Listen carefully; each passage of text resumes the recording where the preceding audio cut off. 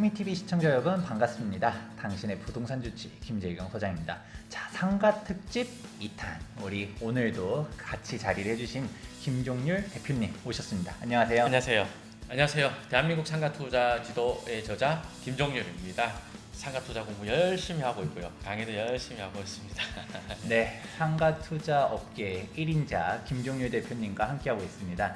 저희가 일전에 1편에서 상가 투자 분위기 이렇게 해가지고 쭉 한번 간단하게 이야기해 봤었는데, 그럼 본격적으로 상가 투자를 어떻게 하느냐, 제가 부동산 투자에 대한 지론 중 하나가 부동산 여기 좋다 여기 좋다 여기 좋다 이런 이야기만 듣기보다도 하면 안 되는 부분들 먼저 거르고 해야 된다 이런 생각이 있거든요.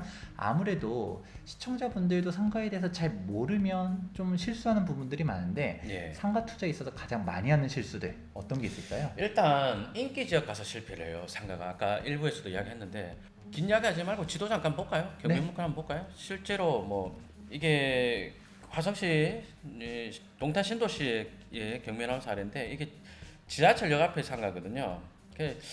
4억 얼마 뭐 5억 정도에 감정한 상가를 2억 얼마에 낙찰이 됐는데, 이게 아이고 머리야.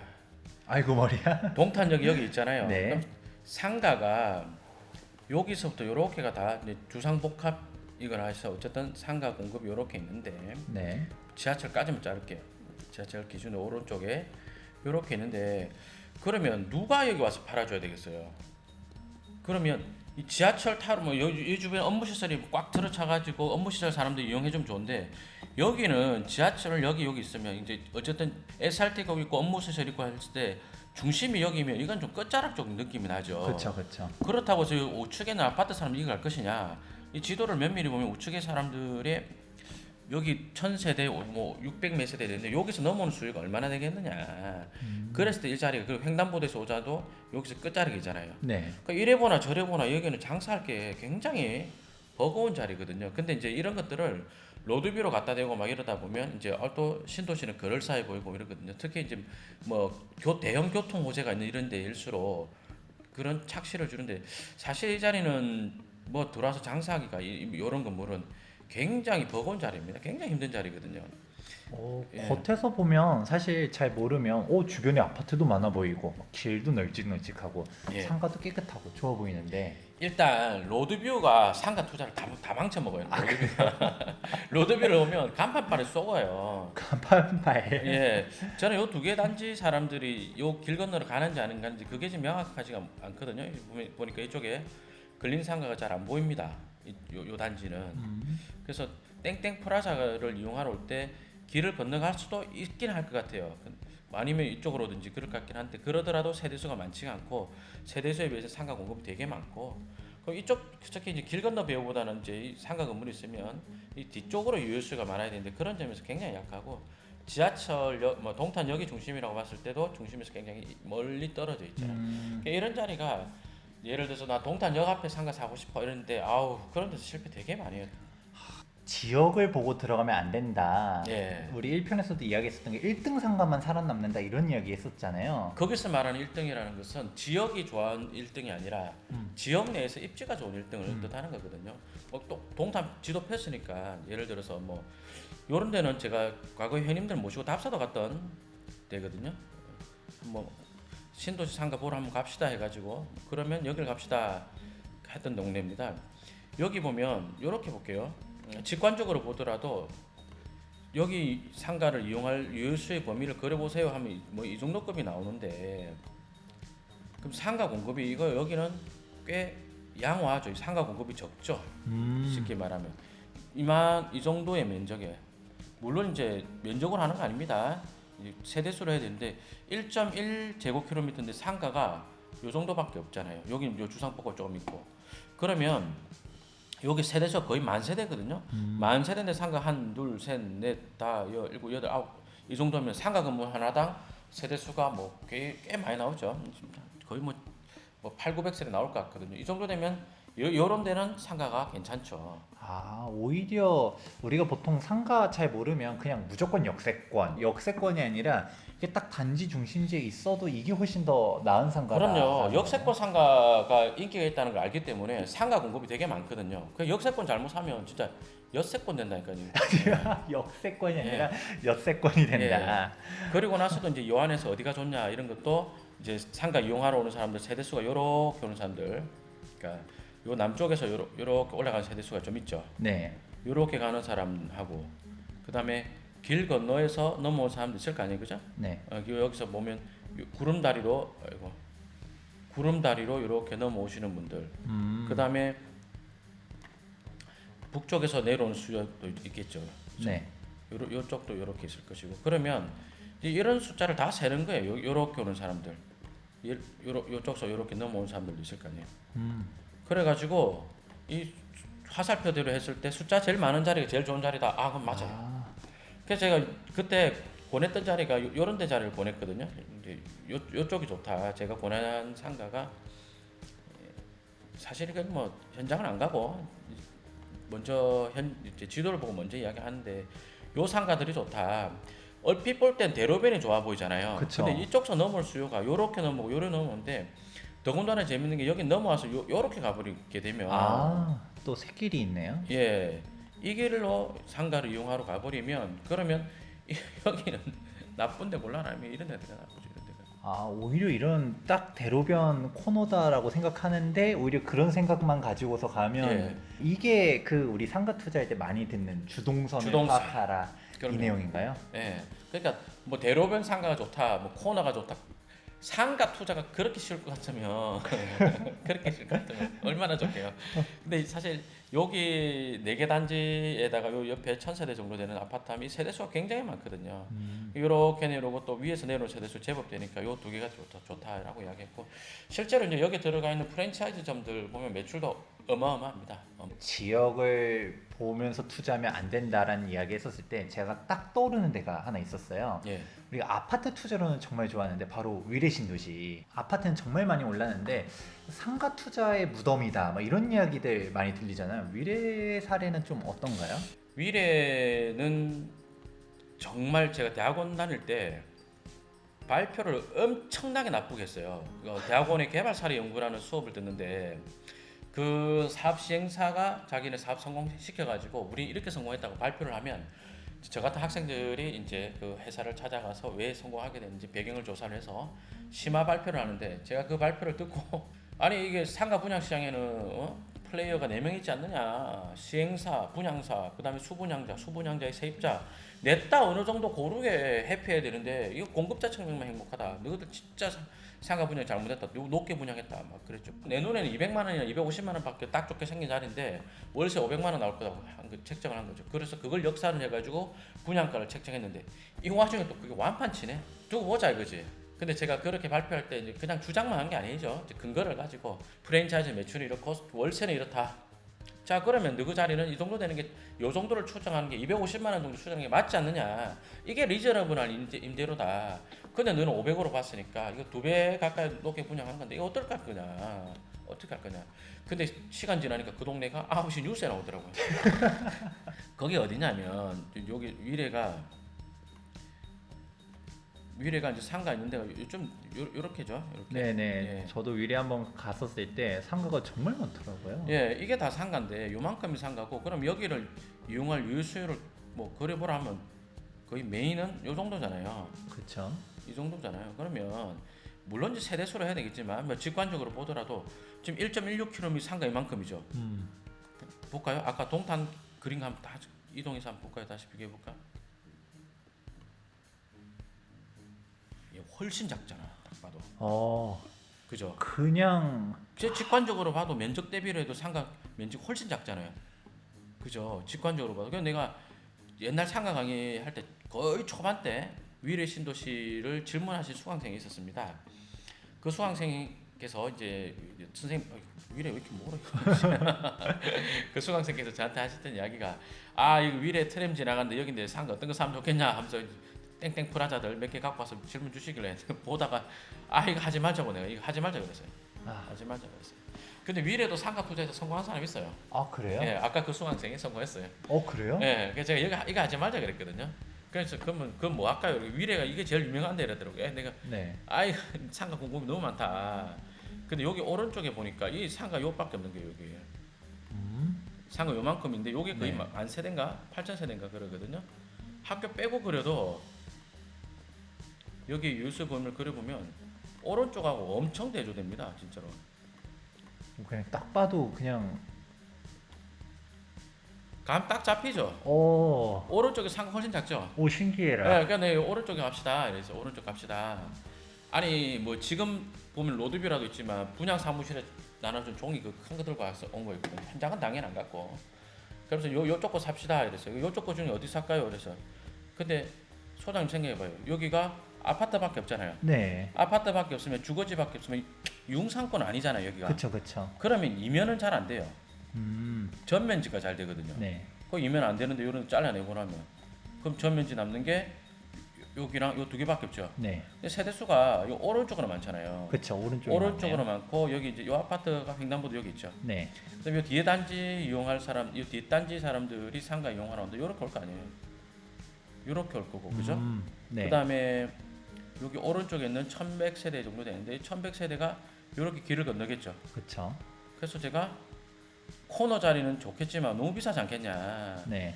그러면 요 정도 상가는 분양받아도 되겠네 라고 했죠. 그래서 여기 분양받았거든요. 네. 10억에 분양받았는데 땡땡 뭐가 들어와 있고 월세 550 받고 있어요.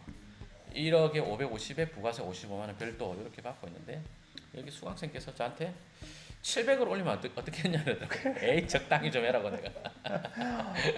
우와. 이런 데는 이제 뭐 1억에 550이면 상가 매매하면 한 14, 5원 하죠. 지금 뭐랄까 저금리 추세. 그러니까 지금 보시면 어때요? 위례에서 실패한다가 아니잖아요. 그러네요. 위례에서 실패한다. 위례에서 성공도 하고 실패도 하는데 지역에서 그러니까 뭐 여기가 유망하듯이 여기 아무거나 사자가 아니잖아요. 재밌는 관계 알려드려볼까요? 네. 우리 로드뷰 한 번도 안 봤어요. 그쵸. 맞죠? 네, 로드뷰 안 보고 하면 된다니까요. 이 로드뷰를 보면 신도시는 특히 그래요. 화려한 상권이다. 로드뷰 보면 망해요. 예. 그럴 사이 보이거든요. 그쵸. 예, 근데 로드뷰 보지 말고 지도를 가지고 이렇게 유효수의 범위가 어디쯤 되고 동선이 어찌 되고 이렇게 보면 이러면 쉬워요. 이러면 됩니다. 이게 오늘 강의 다시 다 한 것 같아요. 저 옆에서 들으면서 정말 재밌다 하면서 제가 재밌게 듣고 있거든요. 저는 단순히 안 되는 게 상가가 워낙 많아서 안 된다 이 정도로 생각했더니 그 많은 것도 맞지만 이 와중에서 되는 데들은 예. 사실 또 따로 있었다. 상가 시행하는 시행 굉장히 많이 하는 회사 뭐 그런 사람 이야기하는 거 들어보면요 기가 막혀요. 그냥 들어보면 뭐 거리를 뭐로 만들고 뭐 유럽풍 상가 에라이 풍어다 풍화 그런 상가 샀다가 아니라니까요. 그래서 세대수 대비 상가 개수가 얼마나 되냐 이게 이런 것들이 핵심이죠. 이런 것들이. 우리가 어디 지역만 놓고 봤을 때 아파트다라고만 하면 위례랑 동탄 중에 당연히 위례가 좋은 거 아니야? 예. 딱 생각하잖아요. 위례가 서울도 가깝고 집값이 이렇게 비싸면 왠지 좀 소비도 좀 많이 할 것 같고 예. 그럴 것 같은데 딱 이렇게 봤을 때 동탄 쪽이 훨씬 더 좋은 상가였다. 예. 이런 동탄이 것들. 좋다가 아니고 동탄에서도 되는 데. 예, 되는 데 있고 안 되는 데 있고. 그러니까 지역을 가면 안 돼요. 이 아파트 투자 많이 하시는 분이 진짜 상가에서 실수 많이 하는 게 자꾸 지역을 가지고 고르는 습관이 들어가지고 너무 지역 위주로 보시거든요. 강남도 실패하는 상가 되게 많아요. 왜 많냐? 아니 임대료는 요만큼밖에 안 넣는데 매매를 이렇게 높은 금액에 하면 그러면 실패하죠. 그리고 웬만한 시청자 여러분들은 강남에서 실패할 일은 없어요. 우리 강남에 살 돈이 없어. 그래서 강남에서 실패하네. 저는 오히려 아파트라든지 재개발 이런 쪽으로 많이 이야기하다 보니까 너무 막 그냥 개별성에 너무 집착하지 말아라. 예. 그냥 그 지역을 보고 가는 거다. 내가 뭐 이런 거 있잖아요. 어디 지역을 얘기하는 게 좀 그러니까 A 지역에서 신축 역세권 대단지 그런 거 필요 없다. 그냥 좀 여기서 좀 떨어져 있어도 그 좀 구축 아파트라 하더라도 일단 상급지인 데가 훨씬 더 많이 올라간다. 실제로 그렇게 많이 올라가거든요. 예. 그 지역 이야기를 정말 저는 강조하는데 오히려 상가는 거꾸로 오히려 좀 떨어진 데라 하더라도 거기서 1등이면 그럼요. 역세권이면 된다. 역세권이든 코너 모서리든 주변 유효수가 많대. 예. 이게 원리를 알면 낯선 동네 분석하는 게 되게 쉬워요. 그렇게 어렵지가 않습니다. 뭐 실수할 수 있다면 이제 동네를 모르다 보니까 예를 들면 상가 요만큼 줄 알았는데 이만큼 있다든지 또는 뭐 지도상으로는 상가인데 위로는 뭐 주상복합 오피스텔이 꽉 차 있다든지 그런 경우는 이제 동네를 몰라서 실수할 수 있는데 그렇지 않으면은 별로 실수할 일 없죠. 어디 상가가 좋아요라는 얘기도 사실 여기가 다 나와 있는 것 같아요. 어디 좋아요 이러면 안 돼. 상가 투자 어디 좋아요 하시는 분들은 빨리 공부해야 돼요. 아하, 공부를 해야 예. 됩니다. 자, 그러면 이제 두 번째 질문은 좀 넘어가 볼게요. 지역이 아닌 그 지역 내에서의 어디 포인트 점으로서 그렇게 보는 것 같은데 예. 그러면 이런 부분들 말고 두 번째로 뭔지 상가 하면 무조건 이런 상가 찾으면 절대 안 돼. 절대 하면 안 되는 상가. 재개발 구역에 재개구역에 스트릿 상가. 스트릿 상가. 재개발 구역 중에서도 1000세대 정도 되는 상가 네. 있죠. 네. 저는 아파트 단지 내 상가 중에서 1000세대가 제일 위험하다 생각하거든요. 어허. 1000세대다. 그럼 1000세대다. 질문 한번 드려볼게요. 네. 소장 혼자 맥주 마시러 가면 네. 몇 시씩 시켜 먹어요? 뭐 혼자 가면 혼자 가면 한 500? 한 3-4명 가면은 2000cc 시켜 먹죠. 네. 그게 혼자 먹고 사는 업종들은 500세대면 돼요. 그러니까 500세대면 된다가 아니라 최소한 500세대는 돼야 돼요. 부동산 중개업소, 뭐 세탁소, 미용실, 뭐 학교를 끼고 있다면 교습소, 편의점 이런 것들은 최소한 500세대는 되는 상가를 500세대는 확보가 되는 입지를 골라야 되는데 재개발은 원래 상가가 좀 있었잖아요. 그쵸. 그럼 상가 있던 분들한테 좀 상가를 주는 추세잖아요. 그죠? 그러다 보니까 이게 스트릿 상가를 많이 뽑아버리는 거예요. 근데 1000세대다. 1000세대 정도 되면 근린 상권이 안 만들어져요. 파리바게뜨나 같은 빵집이나 그 의원급 병원이나 학원이나 또 술을 판매하는 일반 음식점이나 이런 것들이 입점하려면 세대수가 2,000은 돼야 되는데 2000세대쯤 되면 그래도 상가 공급이 좀 많아져도 그냥 돌아가져요. 그리고 파리바게뜨도 2000세대면 1매출 한 200만 원 정도밖에 안 나오니까 아주 양호한 건 아니거든요. 그런데 어쨌든 2000세대는 최소한 되어야 되는데 1000세대 정도 되는 재개발 단지는요 상가 공급이 거의 막 2000세대 이상 되는 정도의 공급이 있는 데다가 스트릿 상가의 본질적인 평가를 하자면 1층짜리 단지 내 상가가 쫙 옆으로 있는 거거든요. 맞아요. 그 스트릿 상가 뭐 보기야 예쁘지. 보기야 예쁜데 1층 상가만 쫙 있는 거잖아요. 그런 데다가 그 상가가 예를 들어서 서울 중심지에 어느 아파트로 인기 지역이다. 100% 폭망해요. 예, 근데 그런 상가가 예를 들어서 인기 지역이기 때문에 분양가가 되게 비싸단 말이에요. 네. 근데 그런 상가가 진짜 질문도 정말 많이 받고 이래가지고 내가 좀 로드뷰로 보기가 좀 민망스러워서 그냥 나쁜 데는 이야기 안 할게요. 근데 여러분들이 이 정도 이야기만 들어도 그런 거 고른 안목은 생길 거 아니에요, 그죠? 안 그래도 재개발 상가 이야기 해주잖아요. 사실 네. 또 제가 재개발 전문가 아닙니까? 예, 재개발에서 상가 분양 신청 절대 하지 말라는 이야기 하거든요. 예, 왜냐면 우리가 올라가는 거 재개발 투자를 왜 했어요? 우리가 아파트를 받으려고 하는 거면 아파트를 받아야지. 괜히 또 소장님 상가 받으면 어떻게 해요? 라고 했을 때 만약에 내가 아파트를 받고서도 권리가 남아서 예를 들어 상가도 뭐 받는다면 그래 뭐 그 정도면 모르겠지만 그냥 아파트를 신청 안 하고 상가를 신청하는데 그건 죽으러 가는 길이거든요. 예. 실제로 완공된 단지들 보면 저희 사무실이 왕십뉴타운에 있어요. 예. 참고로 저희도 이제 뭐였냐면 이제 저희 아버지가 조합원이었는데 상구요. 이제 아파트 45평형 받고 그리고 상가를 또 하나 1+1이었는데 아버지가 네 아파트를 두 채를 받으려고 했었을 때 여기가 17평형이 있었던 거예요. 예. 45평 하나 17평형 받을까 하다가 에이 어차피 부동산 하니까 그냥 상가도 받자라고 했는데 17평 받을 걸로 상가 받았으면 상가 고를 때 저 후순위였을 것 같은데. 그렇죠. 상가도 그렇게 구린 거 잡았을 것 같은데. 왕십뉴타운이 지역은 되게 좋죠. 성동구 마용성에 성에 있고 성 딱 도심지 1기 시범 뉴타운 중에서 딱 첫 번째 도심지 뉴타운이었거든요. 아파트 가격은 정말 높아요. 막 무슨 17억 이렇게 가는데 문제는 여기 상가가 여기 지도 혹시 볼 수 있나요? 예. 보면 왕십리? 여기가 다 합쳐서 5,600세대 대단지거든요. 당연히 여기가 상황심령이 여기로 다 몰릴 것 같은데 저희는 이쪽에 상가를 가지고 있어요. 그러니까 여기 뭐 그냥 딱 그 느낌 여기 나쁘지 않다. 어차피 월세 낼 거 뭐 그냥 그런 식으로 가지고 있는데 이쪽 대로변이 다 상가고요. 그리고 이쪽 면도 다산가고 여기 가운데 있잖아요. 여기 양옆으로 다산가예요. 공실 되게 많고 그리고 딱 1등 상가면 된다는 느낌이 딱 체감되는 게 여기 상황심리역 임대료랑 여기 얘네들 여기 임대료가 완전 천차만별이고 또 이쪽 상황심리역이라 하더라도 어디는 월세가 1,000만 원인데 바로 똑같이 상황심리역 코앞에 있어도 살짝 이면만 돼도 월세 200만 원짜리가 있고 그냥 초역세권이라도 그냥 진짜 천차만별인 거예요. 야, 이 5천 세대라 하더라도 상가를 소장님 말씀처럼 상가를 그럼 여기 요 라인, 그렇죠. 요 라인, 네, 그 라인 그리고 가운데 라인 쫙 이렇게. 요 라인이요? 네. 이 몇 개나 되나? 이렇게 만들 요 가운데 라인은 다 양쪽이 다 상가예요. 1층만 상가예요? 1층, 2층. 1층 이제 상가예요? 네. 그럼 여기 2층 로드뷰 안 봐도 여기 2층 다 망했고요. 공실. 1층 반 망했어요. 네. 왜냐하면 1층에 들어갈 수 있는 업종이 부동산, 세탁소, 미용실 이런 맞아요. 것인데 걔네들이 무슨 이 동네 사람들 부동산 한 달에 하나씩 부동산 샀다 팔았다 하는 것도 아니고 뭐 세탁소 뭐 하루에 무슨 말이 안 되네. 여기서 이용할 수 있는 게 안 되고 그다음에 2층은 이제 학원, 병원 이런 것들이 올라가줘야 되잖아요. 학원 병원이 이쪽에 다 있어요. 상황심리역. 이 학원 병원이 요런 입지에서 요 임금 세대수 갖고 안 되거든요. 인근 요 정도 세대수 갖고 안 나오는데 이 전체가 5천 세대니까 5천 매주시니까 그죠. 네. 그러니까 학원 병원이 일로 들어가지는 않아요. 네. 예, 왜냐면 인근 단지 사람들이 이용하기 되게 불편하거든요. 그래서 맞아요.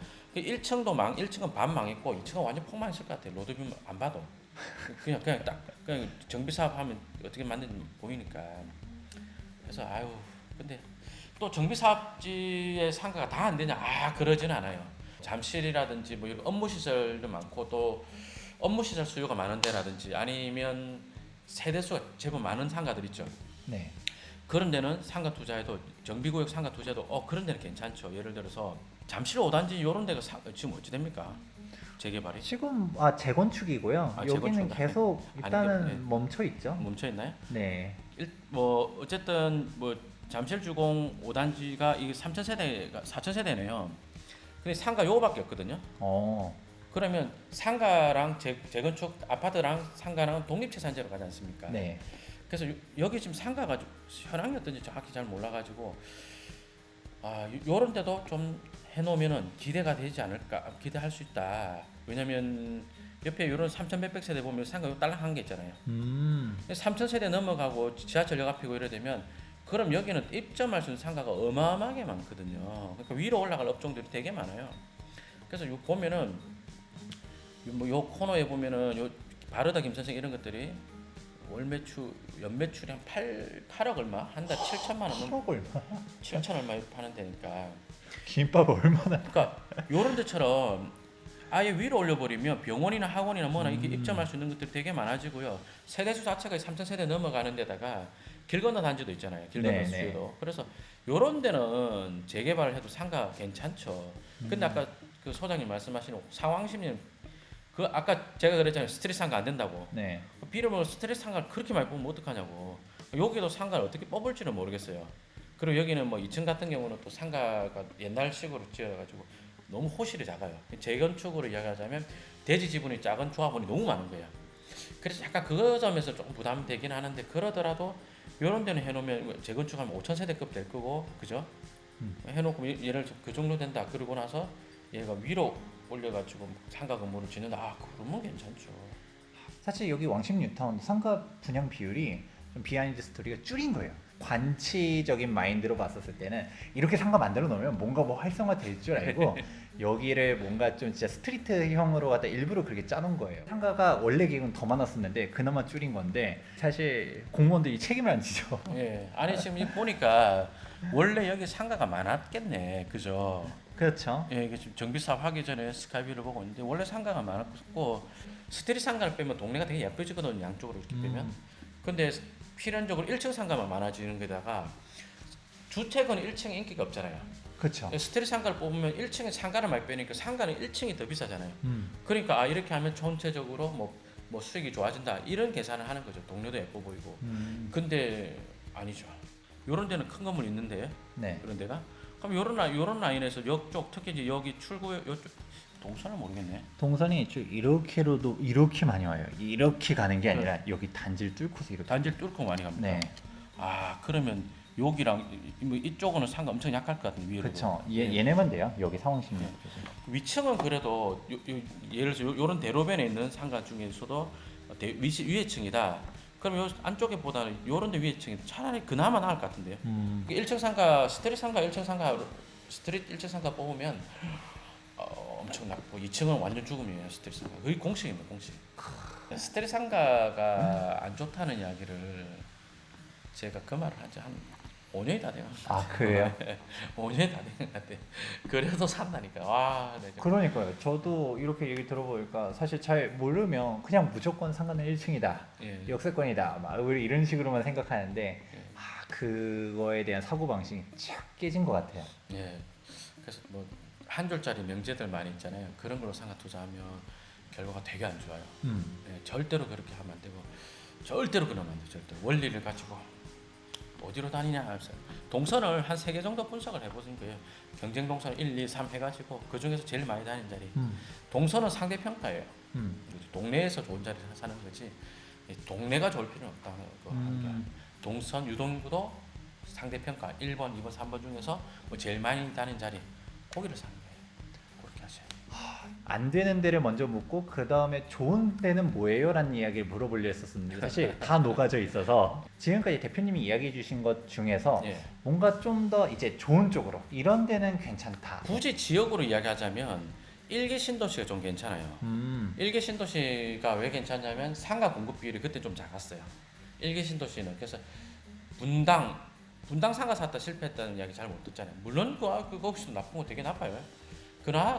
그나마 이제 분당이라는 1기 신도시들 뭐 일산 이런 데 있잖아요. 평촌 1기 신도시들이 그나마 상가 공급 비율이 좀 적고 또 상업 지역 안에서도 뭐 원룸형 주상복합 오피스텔 같은 걸 많이 짓고 이랬거든요. 그래서 그나마 지역을 고르자면 이제 그런 애 같죠. 근데 결국은 또 지역 안에서 또 입지 골라야 됩니다. 그래서 예. 미금역이잖아요. 네. 그럼 미금역도 이게 그렇게 어렵지가 않은 게 옛날에 요 자리에 요 코너 건물 자리에 그 대기업 롭스인가 들어가 있는 경매 나왔었거든요. 회님 질문 주시더라고. LI 보십시오. 하면서 내가 요렇게 자르고 그 다음에 가로로 자르고 세로로 잘랐을 때 도로를 기준으로 네. 봐라. 여기가 세대수 제일 작지 않냐. 여기 지금 500 몇 세대인데 그러네. 여가 제일 작다. 여가 어세 뭐 그러네. 2001 나올 때 에라이 2001 나올시 아니라 여기 세대수가 제일 작다. 뭐 여기서 뭔 장사 잘 된 게 안 된다. 이거 보면 오른쪽이 많잖아요. 오른쪽이. 네네네. 그렇죠. 그럼 1동네 1등 상가 고르면 요 오른쪽에 있어요. 오른쪽에. 그냥 모르고 지도만 보면 그냥 역세권 초역세권의 코너 모서리 딱 그렇게만 보는데 예. 그 4개 귀퉁이 중에 딱 하나 있는 그거다라고 보는데 그게 전혀 아니다. 예. 거기다가 또 요쪽 요 세대수가 어느 쪽에 많을지 모르겠지만 상당 부분 요렇게 올라가게 생겼다. 그죠? 그러면 역 앞에 거 비싸단 말이에요. 그러면 요런 데 거 사도 지금 동선을 잘 모르겠어요. 지금 여기가 이 아파트가 일로 많이 나오네. 요 뒤쪽 단지 사람들은 요런 나오게 생겼거든요. 네. 이렇게. 그죠? 네. 요렇게 나오게 생겼어요. 그래서 이 자리가 좋다가 맞나? 여기 주거지 사람들이 지하철 타러 간다. 요렇게 가나? 요렇게 가려나? 막혀 있는 거 아닐까요, 이거? 막혀있네. 롯데변박과 아니면 요쪽 길로 나가나요? 어쨌든 여기가 주거지 앞에서 어쩌면 괜찮다 생각했는데 약간 요 상가는 약간 이 오른쪽에 이쪽 주거지 사람들 동선이 막혀있는지만 보죠.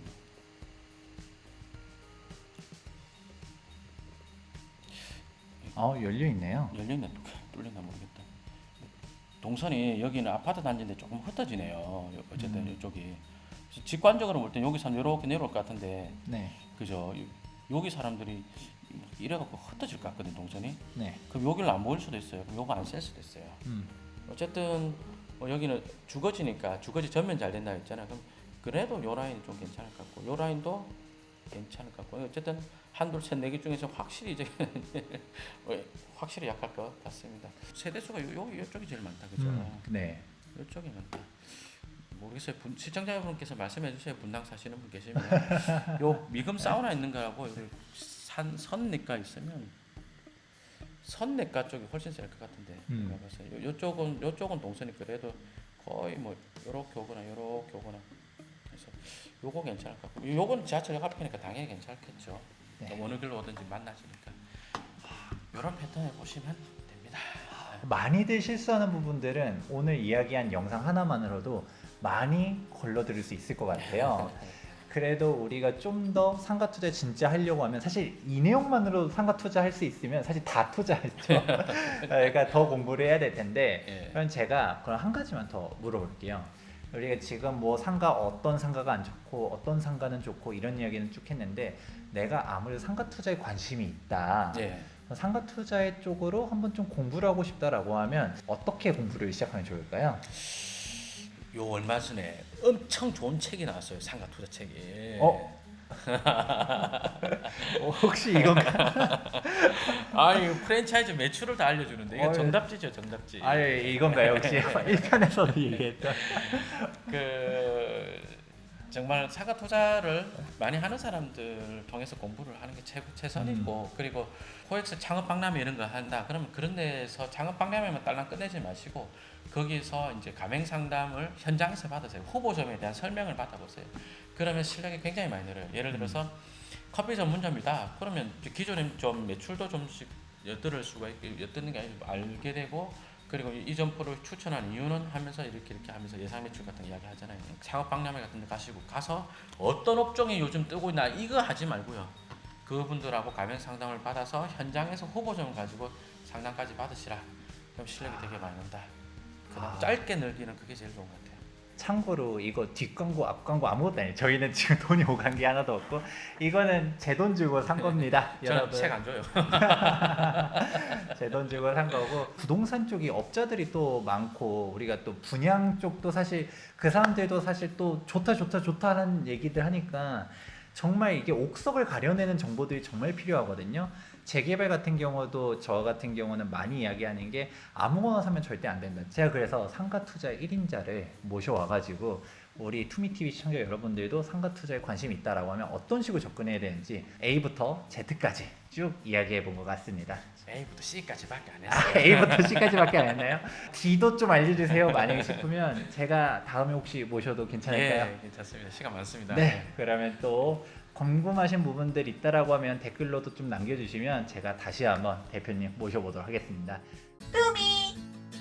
재밌었어요. 그리고 소장님 원래 실력 좋으시니까 질문 자체가 굉장히 유익한 게 답하기도 좋았고 듣는 분들한테 유익하겠다 그런 생각했습니다. 투미TV 시청자 여러분 많은 도움 되셨길 바라면서 도움이 되셨다고 하면 좋아요와 구독하기 눌러주시기 바랍니다.